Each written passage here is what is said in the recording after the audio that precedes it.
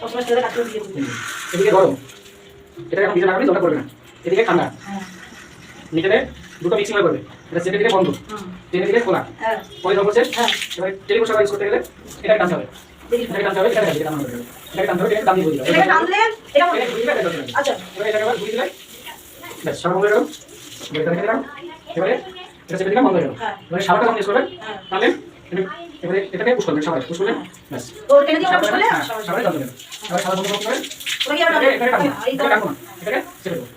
তাহলে সবাই যাবে হ্যাঁ এবার সবাই যাবে এটা করে করে সময় করে আর 30 সেকেন্ড রাখবেন, 30 সেকেন্ড করে 10 সেকেন্ড এরকম করে হ্যাঁ। এবারে সমস্যা হয় মিক্সার, সমস্যা হয় ডাইরেক্ট লাগানো আছে। এটা বাথরুমে ঠান্ডা জল দিয়ে সুচবে না, আর গরম জল মিক্সিং করে, যার কারণে মাঝখানে টানলে ঠান্ডা করে মিক্সিং হয়, এটা চলে আসবে। আচ্ছা সমস্যা হয় মাঝখানে টানলে হ্যাঁ, মাঝখানে টানলে সমস্যা হয়, ঠান্ডা করে মিক্সিং মিক্সিং হয়ে আসবে। হ্যাঁ এবার যদি শুধু গরম দিতে চান, হ্যাঁ শুধু গরমটা এদিকে ঘুরে দেবেন। আচ্ছা এদিকে ঠান্ডা এদিকে ঘুরে দেবেন, গরম এখন নেই, এটা লাগানো আসবে না, এদিকে ঘুরে দিলে ঠান্ডা চলে যাবে।